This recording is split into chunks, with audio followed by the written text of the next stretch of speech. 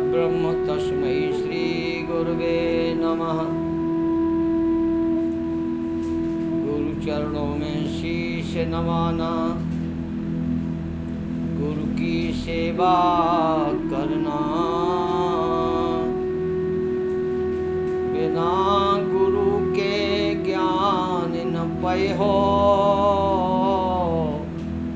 भटक भटक हो मरना। मनुआ गुरु से छलना करना। समस्त गुरुओं को प्रणाम करते हुए साईं अरुण जी भेदी गुरु, जिन्होंने आत्मा से बिछड़े हुए उनके पिता को मिलने मिलाने का भेद बताया और लाखों भटकी हुई आत्माओं को परमात्मा से कैसे मिला जाए। जीव मिलता है या परमात्मा मिलता है। अभी तक ये बात बड़ा रहस्यमयी थी। लोग भगवान से मिलने के लिए लाखों उपाय करते हैं, लाखों प्रयास करते हैं,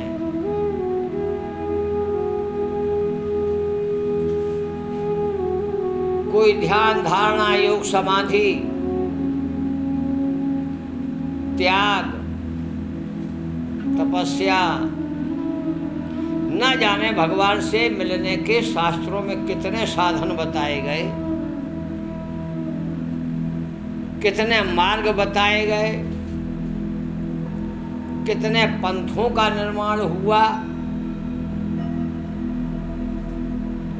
लेकिन किसी को किसी भी मार्ग से आज तक परमात्मा की प्राप्ति नहीं हुई। कल्पना से ही जीव अपना समय गुजार रहा है और 84 में भटक रहा है।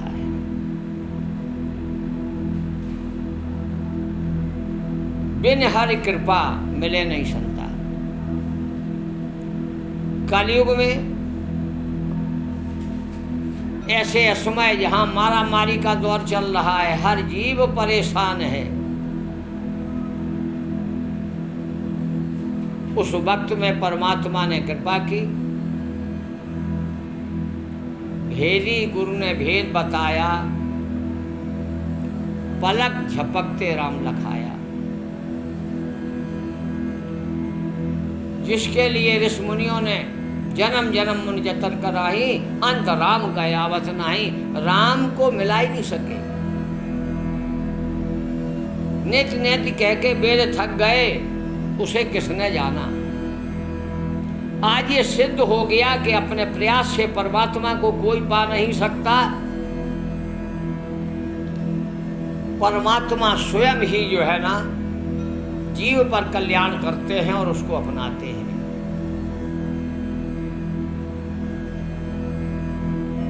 एक जंगल में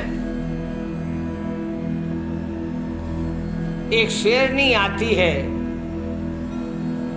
उसका प्रसव का समय है। शिकारी उसके पीछे पड़ा है। शिकारी के भय से शेरनी भाग रही है। भागते भागते उसका बच्चा खंडित हो गया। शेरनी बच्चे को छोड़ करके भागी, शिकारी के हाथ नहीं लगी। वहां एक बकरी चराने वाला ये देख रहा था। उसने देखा ये नवजात शिशु, अभी ये बहुत छोटा है, जंगल के जीव इसे मार देंगे। दयावश वो उठा करके अपने घर ले गया। बच्चे को पाल पोस के थोड़ा बच्चा बड़ा हुआ। रोजाना बकरी चराने जाना है तो उस बच्चे को भी साथ लेके जाना पड़ता है।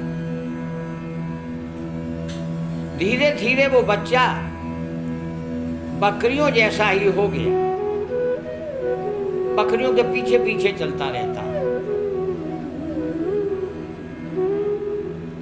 एक दिन अचानक जंगल में शेरनी आई, बकरियों को देख करके उसने दहाड़ लगाई। शेर की आवाज, शेरनी की आवाज को जैसे ही सुना, मानो शेर के बच्चे में जागृति आई, क्योंकि अपनी अपनी जाति की आवाज सब पहचानते हैं। बकरी की आवाज बकरी पहचानती है, चिड़िया की आवाज चिड़िया पहचानती है, इंसान की आवाज इंसान पहचानता है। जब उस बच्चे ने अपनी माँ की आवाज सुनी तो उसके अंदर भी वही रोष आया और उसने भी दहाड़ लगाई। जैसे ही दहाड़ लगाई वैसे ही बकरियों का झुंड भाग गया। बकरी चराने वाला भी जो है भय से भाग गया। शेरनी आई और उसने अपने बच्चे को पहचान लिया और अपने साथ लेकर के चली गई। इस दृष्टांत से यही पता चलता है कि हम जन्म जन्मांतरों से भटकते आए हैं। हम उस शेर के बच्चे की भांति भूले हुए हैं और हमारा जो है ना संयोग इंद्रियों के समूह से हो गया। हम अपने शरीर को, मन को, बुद्धि को, चित्त को इन्हीं को अपना मानने लगे और इन्हीं के पीछे पीछे चलने लगे। जीवन बीत रहा है गुलामी में।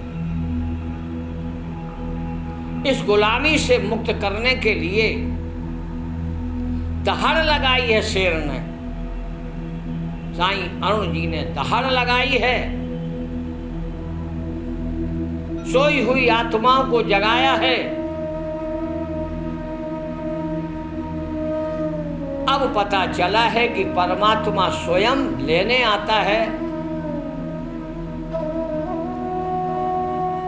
हमारे पहले वाले गुरु जी जो बनारस वाले थे, हमने भी अपने जीवन में 5-7 गुरु किए।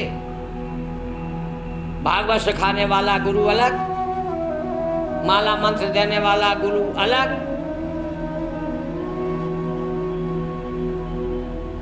मानसिक जाप कराने वाला गुरु अलग।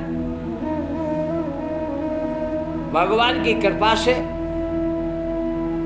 संत महात्माओं गुरुओं की कृपा से सच्चा गुरु वही है जो परमात्मा से मिला दे। दत्तात्रेय जी ने 24 गुरु किए। गुरु गोरखनाथ जी कहते हैं, जब लग मंत्र मिले ना साचा और गुरु करो 105। वो कहते 105 भी गुरु यदि करना पड़े तो करते रहो जब तक तुम्हें सत्य ना मिल जाए। सत्यम शिवम सुंदरम, सत्यम परम पिता परमात्मा है। परमात्मा की रचना शिव है। शिव की रचना ये ब्रह्मांड है जो साकार रूप में तुम्हें दिखाई दे रहा है। ये जगत जितना सुंदर है उससे भी ज्यादा सुंदर बनाने वाला शिव है। शिव के लिए कहा गया है, कर्पूर गौरम करुणावतारम संसार सारम भुजगेंद्रहारम सदा वसंतम हृदयारविंदे भवम भवानी। कपूर के समान गौर वर्ण है। भोले बाबा जितना सुंदर कोई देवता नहीं है। भोले बाबा अति सुंदर है क्योंकि ये सत्यम के स्वांश हैं। सत्य से ही ये प्रत्यय हैं। तो जिस क्रम से हम सत्य से परे होकर के संसार तक आए, उसी क्रम से हमें पलट के संसार से सत्य की ओर जाना होगा। हम जिस रास्ते से जाते हैं उसी रास्ते से हमें वापस आना पड़ता है। आज भी भगवान प्राप्ति के लिए लोग, कोई ज्ञान मार्ग से जा रहा, कोई भक्ति मार्ग से जा रहा, कोई योग मार्ग से जा रहा, कोई कर्म कांड से जा रहा है, अनेकों रास्ते। ये रास्ते परमात्मा तक जाते हैं, लेकिन मंजिल पार नहीं कर पाते। चेतन अवचेतन मन में मैंने जैसी धारणा बनाई, कल्पना की, वही हमारे अंदर कभी स्वप्नावस्था में, कभी तुरीयावस्था में आ जाता है, लेकिन ये सत्य नहीं है। आप ब्रह्मांड के अंदर हो। मंदिर में देखा होगा, शिव जी के ऊपर भी शेषनाग होता है। वो क्या दर्शाता है कि शिव भी समय के दायरे में है, काल के दायरे में है। यहाँ मोक्ष नहीं है, मुक्ति है। यहाँ तक ब्रह्मांड है, ये ब्रह्मांड के नायक हैं। इसलिए कल हमने कहा था ना कि ओम सबका नायक है। जितने भी मंत्र हैं सब में ओम लगता है।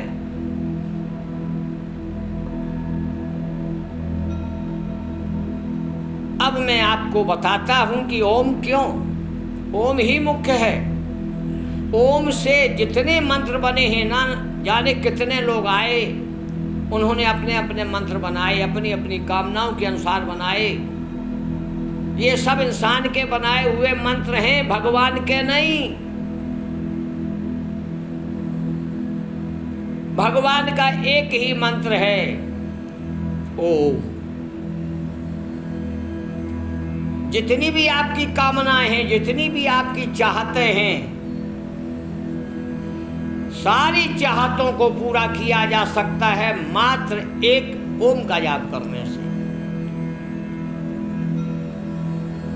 मैं संसार में रहने वाले लोगों के लिए ये बात कह रहा हूं, जिन्हें सांसारिक सुख चाहिए, जिन्हें संसार में अभी अच्छा लग रहा है, नहीं छोड़ने को तैयार है।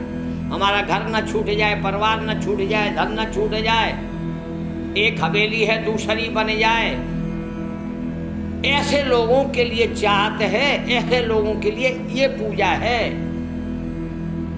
मोक्ष तो ओम के बाद है। अब तुम्हें संसार में रहना है तो तुम्हें ओम की ही साधना करनी पड़ेगी।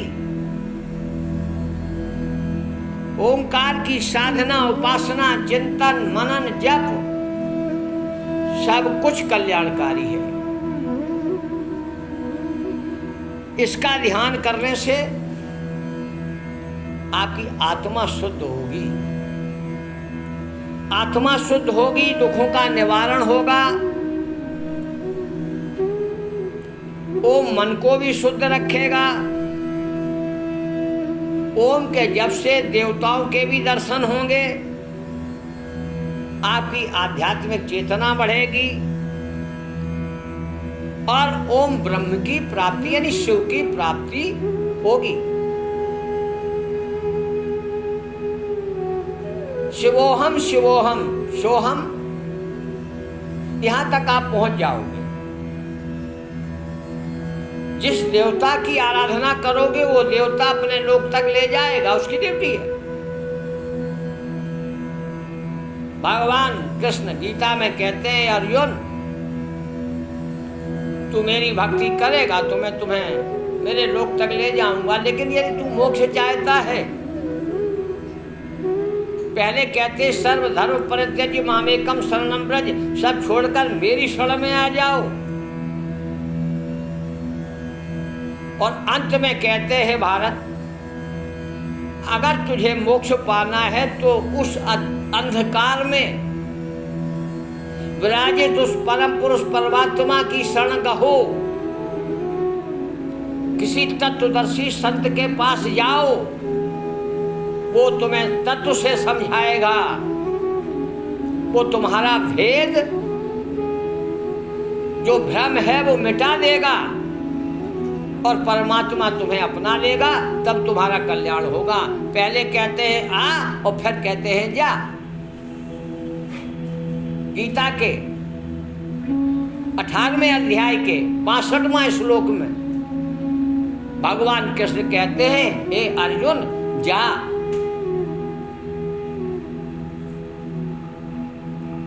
क्योंकि मैं भी उन्हीं का चिंतन करता हूं जो सत्य है,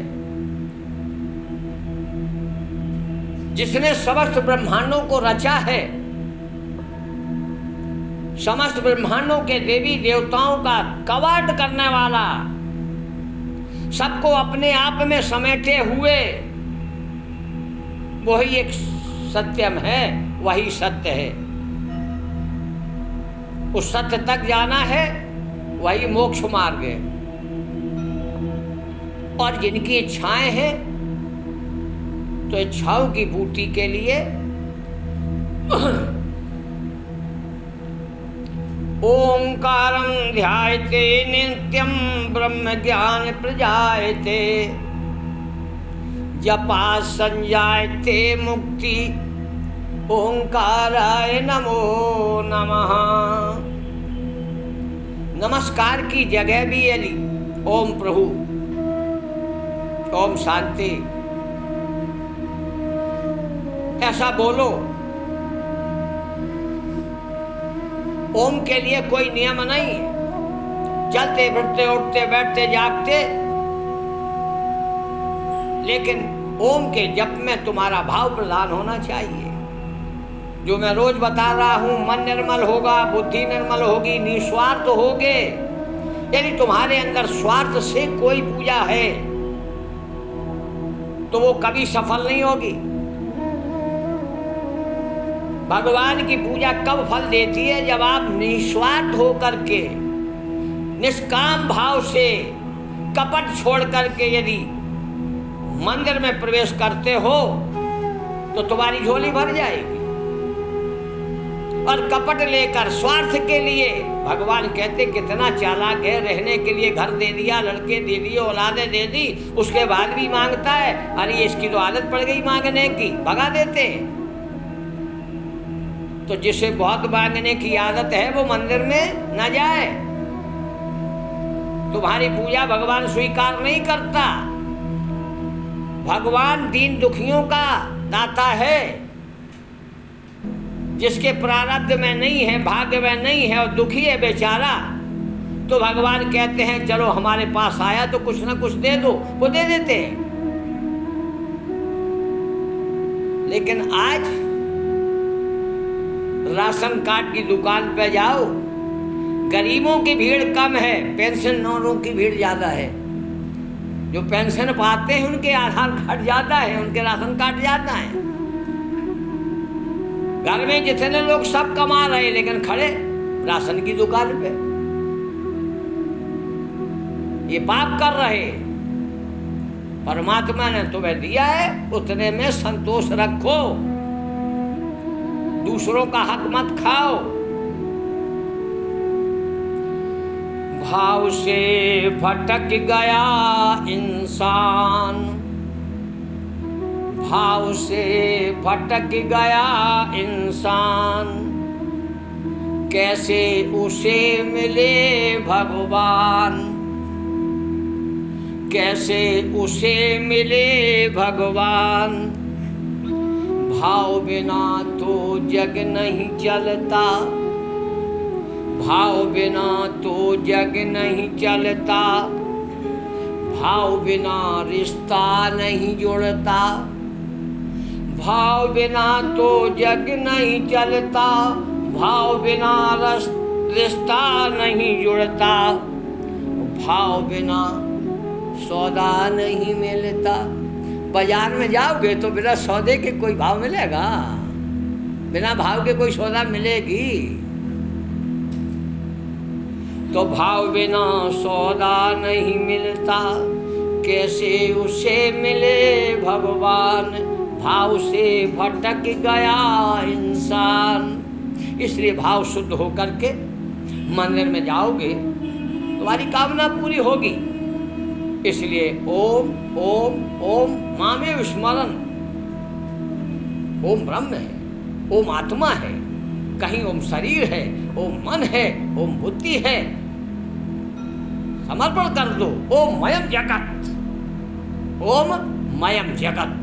बस इस भौतिक जीवन के लिए, भौतिक संसार के लिए, 84 में आने जाने वालों के लिए बस इतना ही रास्ता है। इसी में तुम्हें रहना है तो ओंकार की साधना करो, और आगे जाना है तो फिर ले चलेंगे धीरे धीरे। रमैया राम नमो नमः।